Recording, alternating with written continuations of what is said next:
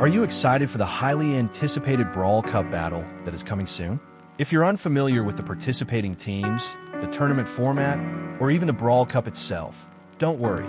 In this video, I'll provide you with all the information you need about the Brawl Cup. This will help you make informed predictions and enhance your viewing experience. Without further ado, let's dive into a comprehensive breakdown of the Brawl Cup. The Brawl Cup will take place over 3 days, from Friday, May 23rd, to Sunday, May 25th. 8 teams from around the world will be divided into 2 groups. The group stage will follow a GSL format. The winners of the 2 opening matches will advance to the winner's match, and the victor of this match will be the first team to qualify for Day 3. The losers of the opening matches will compete against each other in the elimination match, and the team that loses will be officially eliminated. The winner of the elimination match will face the team that lost in the winner's match in a decider match. The winner of this match will keep their Brawl Cup dreams alive. On the first day, all opening matches for Group A and Group B will be held, along with 2 losers matches. Day 2 will feature 4 matches, the winners' matches and decider matches for both groups. On the third and final day, there will be the 2 semi-finals, the third place match, and the grand finals. The team that comes in first place will earn an additional World Final spot for their region, while the second and third place teams will each receive an extra ticket to the last chance qualifier for their region. After outlining the Brawl Cup format, we will analyze each team in detail. For each team, we will discuss their strengths and weaknesses, and I will rate them out of 5 in terms of drafting, mechanics, LAN experience, and current form to provide you with a better understanding of each team. So, without further ado, let's get started. After falling short in the semi-finals of last year's World Finals, SK Gaming decided to keep their original duo, Joker and Yoshi, for this year. They also brought in OPE, who has been instrumental in helping SK rise from adversity in 2023 to fill the position left vacant by Lunane. While this may not be the most star-studded lineup SK Gaming has ever had, it is certainly the strongest lineup in the team's history of SK Gaming in terms of team synergy. You might wonder why the addition of OPE has enhanced their compatibility to such a significant degree. I believe it's largely due to the versatility of the 3 players, Yoshi, Joker, and OPE. All of them have diverse brawler pools, and much of the credit goes to the successful transformations that Yoshi and Joker have undergone. Both Yoshi and Joker used to be the main carries for their teams, but they have shown a willingness to adapt their role for the benefit of the team. Yoshi, who previously played the most mechanical brawlers, was a standout in teams like EXO Free Agents and Tribe Gaming EU. However, to accommodate SK's roster changes in 2023, he gradually transformed his playstyle, becoming the most reliable, unsung hero of SK Gaming. Similarly, Joker was also known for playing highly mechanical brawlers during his time with Reply Totem. To maximize Lunane's abilities last year, he made the effort to alter his own playstyle, enhancing his versatility as a player. The combination of these 2 players' transformations, along with OPE's extraordinary skills, allows all 3 to switch positions seamlessly. This flexibility leads to more strategic options that are unpredictable and difficult for opponents to defend against. This adaptability is precisely why SK Gaming has managed to excel in the highly competitive EMEA region. If we were to identify a potential weakness, it might be that the team often strives for perfection and relies heavily on a consistent style of play. This tendency can lead to a more conservative approach, where even the slightest deviation can cause significant problems.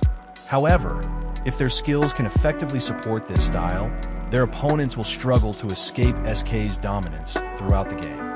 The question remains, can Yoshi, Joker, and OPE's lead SK Gaming to their first international championship in team history? We'll have to wait and see. After Crazy Raccoon failed to bring the trophy back to Japan in the 2024 World Finals, the team decided to part ways in 2025 after 2 years of collaboration. Site Tampo rejoined his old organization, Zeta Division, along with teammates Suzuku and Levi. This lineup, combined with Site Tampo's former team, Crazy Raccoon, is widely regarded as the two leaders in the East Asia region. Given their impressive win rates and scrims, many were optimistic that Zeta could defeat Crazy Raccoon and become the top team in East Asia. However, their start did not go as smoothly as many had anticipated. As the favorite, Zeta Division faced a challenging start in the first month. They first lost to Navi with a score of 3-2 in the monthly qualifiers, and then unexpectedly fell to Reject in the semi-finals of the monthly finals. In contrast, competitor Crazy Raccoon showcased a strong performance by winning the monthly finals in the first month, making Zeta's results seem particularly disappointing. Their worrying drafts have raised concerns about whether Zeta is truly a competitive team or merely a name in the scene. Fortunately, Zeta quickly discovered the problem, and they reached out to Lotus, a former world champion analyst who is also part of Zeta Division and is now at Foot Esports, for help. I don't know what magic Lotus cast on them, but after Lotus joined, Zeta seemed to have become a second team. In the monthly finals in March, they first eliminated the previous month's champion and their fierce rival Crazy Raccoon 3-2 in the quarterfinals, and then successfully defeated their opponents Navi and Reject from the previous month in the semifinals and finals respectively, taking revenge and winning the championship in one fell swoop. This championship not only allowed them to maintain their hope of going to the Brawl Cup, but also gave the team a shot in the arm and boosted their morale. The highly motivated Zeta showed no signs of slowing down after winning the championship. Instead, they pressed forward with full momentum, elevating their performance to the next level. In the decisive monthly finals held in April, they lost only one game, triumphing over both Crazy Raccoon and Reject in a sweeping fashion. With an impressive score of 18-1, they secured their second consecutive championship without any suspense, earning a ticket to Dallas. Zeta, led by Site Tampo, is undoubtedly one of the best teams in the world when it comes to individual mechanics. With the arrival of Lotus, Zeta has also improved its drafting strategies. Consider this. If you allow these three top-notch players to have better compositions, how can you hope to compete against them? The April monthly finals serve as a prime example of this, where opponents could only watch in despair as Zeta claimed victory. While Zeta's drafting has shown significant progress and is now above average in East Asia, there remains a question of whether their strategies can hold up against other top teams on the global stage. Additionally, Zeta's other two team members, Suzuku and Levi, have not performed as well as expected in past international competitions. This leaves some concerns about the team's overall potential. However, it's worth noting that Site Tampo previously led less experienced teammates, Kenji and Moya, to victory at the first MSI in 2022. If you allow them to play their comfort picks, even if it's only a glimmer of opportunity, they'll be the most unstoppable team in the tournament without a doubt. If you had told me at the beginning of the season that Evex, Vegeta, and Diego Gamer would finish second in the North America region by the first F, I think many people, myself included, would have dismissed it as a dream. However, this underdog team surprised everyone by becoming three-time finalists, proving that they are not just a flash in the pan and truly deserve to go to the Brawl Cup. Now, let me take you back to how it all began. They began competing under the name Havoc in February. In the quarterfinals, they faced off against Code OG, a team made up of three seasoned players, OG, Charles, and a second best. Predictably, both the audience and the casters anticipated a convincing victory for Code OG. After all, prior to the start of the season, these three players had only reached the semifinals twice combined, while each member of Code OG had achieved that milestone more times individually. However, the reality of the match turned out to be very different from everyone's expectations. Havoc defeated Code OG decisively in a 3-0 sweep. In the semifinals, they faced the previous roster of their current organization, a team with equally rich experience. The battle was much tougher than in the quarterfinals, with both teams fighting fiercely all the way to double match points. In the end, Havoc emerged victorious, pulling off 2 consecutive game wins and securing their place in the finals. Although the outcome wasn't perfect, it was enough for them to gain fame overnight, make a name for themselves, and attract interest for BC Gaming. A runner-up finish alone does not significantly change public perception. Many people believe that reaching the finals was simply a fluke and just a momentary success. In response to this skepticism, BC Gaming again demonstrated their capability through actions. They achieved a decisive victory over SDMN and Space Station Gaming in March, securing their spot in the finals once more. In the April monthly finals, due to Vegeta failing the fair play check, he had to be replaced by the retired former Luminosity player Patchy. Despite this change, BC Gaming relied on their impressive drafts to reach the final for the 3rd consecutive month. Although they faced Tribe Gaming and lost 3 times in a row, this did not prevent them from qualifying for the Brawl Cup as the 2nd-place team in the North American region. Now, playing under their new organization, Elevate, the team encountered a visa issue for Diego Gamer before the event and needed Patchy's assistance once again. While team chemistry may be a concern, Patchy's experience can significantly benefit the 2 younger players who have limited experience. Elevate is under no pressure to win, and they have nothing to lose. I believe that participating in this Brawl Cup will provide valuable experience for the 2 young players with potential, helping them learn and grow, ultimately leading to an even better team in the future. Unfortunately, on the eve of the Brawl Cup, Sargent, a key player in the Revenant X-Spark team, cannot travel to the United States to participate in the event because his visa was not approved. As a result, Czar, a Mexican professional player who was the first runner-up in the 2023 World Finals with SDMN, will take Sargent's place and compete alongside Response and X9J. This also means that what Revenant achieved in the regular season cannot be accurate.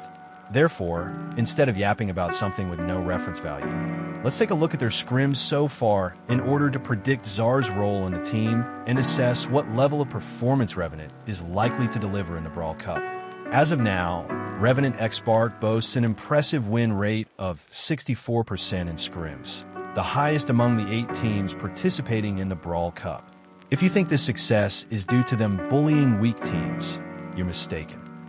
Revenant has faced formidable opponents in their scrims, achieving a record of 8 wins to 5 losses against Tribe Gaming, which is undoubtedly one of the favorites in the Brawl Cup. They also posted a strong record of 9 wins to 4 losses against the Pioneers, currently ranked 3rd in the North American region. Their matches against Zeta were closely contested, resulting in a narrow 8-6 loss. Despite having only recently formed as a team, Revenant's chemistry and synergy are impressive, resembling that of a team that has been together since the start of the season. Currently, it appears that Czar will smoothly replace Sargent, while Response and X9J will continue in their familiar and comfortable roles. The chemistry among the 3 players is better than anticipated, and their extensive experience suggests they could become the dark horse of the event. The question now is whether they can sustain their strong performance in scrims. As the defending world champion, they didn't win a single monthly final in the first half of the season. Has Humble's strength declined? While their results may not seem impressive at first glance, I am confident in their performance for the Brawl Cup for 2 main reasons. First of all, it's completely normal to lose motivation after achieving your dream. It's understandable to feel a bit slack at the beginning of the season, rather than experiencing a decline in performance. I believe Humble is intentionally conserving strength. After all, they're already world champions and no longer need to rely on regular season achievements to prove themselves. Additionally, last year, Humble was also empty-handed in the first half of the season, so I don't think their overall strength has declined. As the season progresses, Humble has started to make a significant impact. Recently, their performance in a third-party tournament has been outstanding. They advanced to the LAN event in Valencia with an impressive record of 7 wins and 0 losses in the OWN Masters Valencia. Additionally, they claimed the championship in the Brawl Ball League without losing a single match. This demonstrates that Humble is finally beginning to reveal their true colors. Just ahead of the Brawl Cup, reaffirming their status as a feared world champion team. Tribe Gaming is one of the largest organizations in the history of Brawl Stars, featuring only notable players and none who could be considered ordinary. Unfortunately, 2024 can be described as a nightmare for Tribe, as it marks the first time since 2019 that they missed the World Finals. In 2025, Tribe Gaming decided to change its strategy by signing the former Elevate roster, RBM, Luffy, Zeus, and Coach Killer, who were relatively unknown and had exited last year's World Finals in the quarterfinals. This new lineup not only met expectations, but also validated Tribe Gaming's keen eye for talent. The North American region has always been known for their competitiveness, but this year's situation is very different.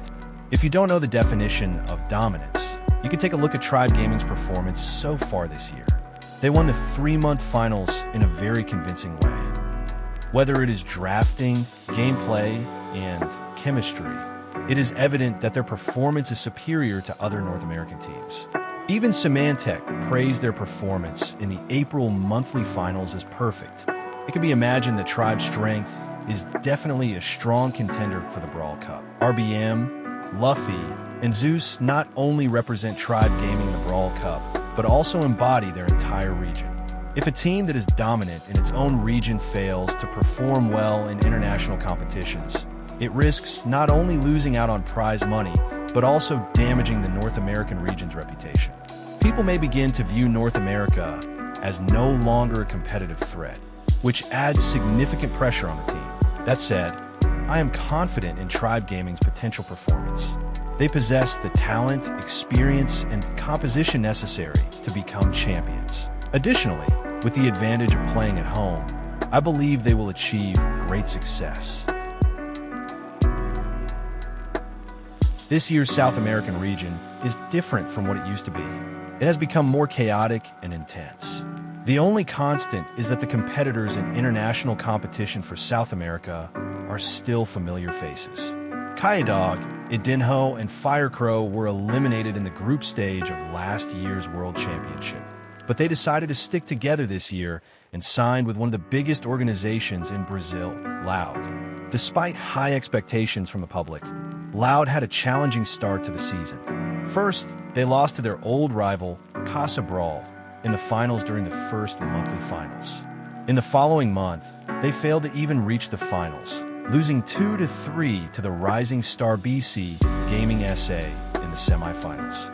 As of the eve of the April monthly finals, they were ranked 4th in the South America region. This ranking is far from ideal for Loud, which has set the top spot as its only acceptable goal. To regain their spot in the Brawl Cup, they must win the April monthly finals and come from behind.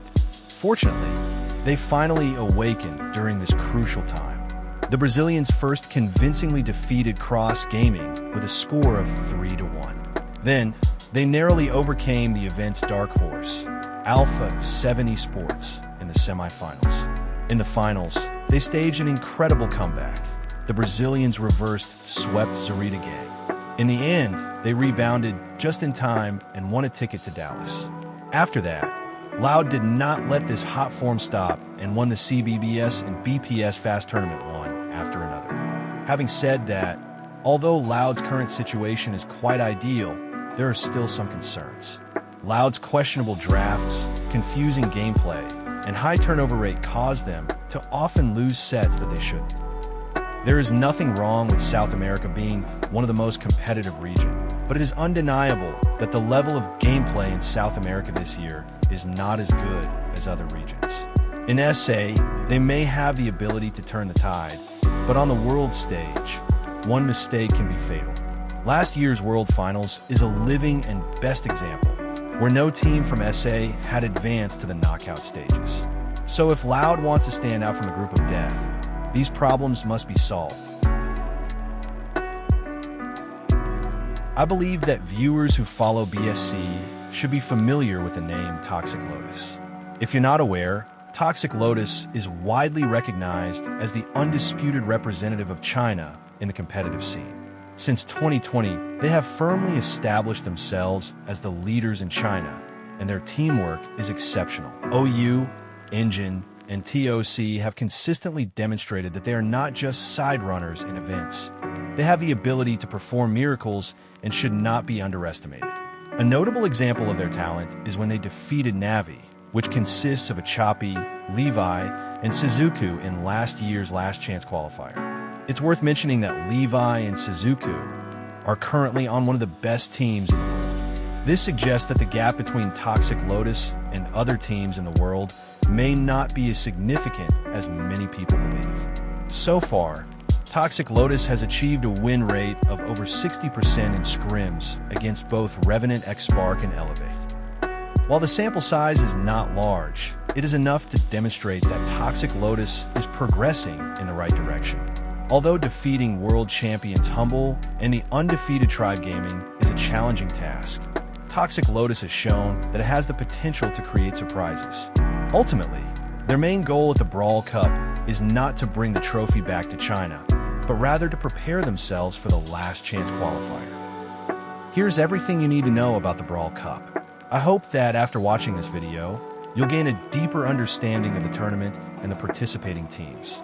I won't be making any predictions this time because I believe there are 4 teams that stand out as favorites to win. It seems reasonable for any of these 4 teams to become the champion. Trust your instincts and cheer for the team you believe will win at event.brawlstars.com. Don't forget to like this video and subscribe for more quality content on Brawl Esports. Thanks for watching, and I'll see you in the next one.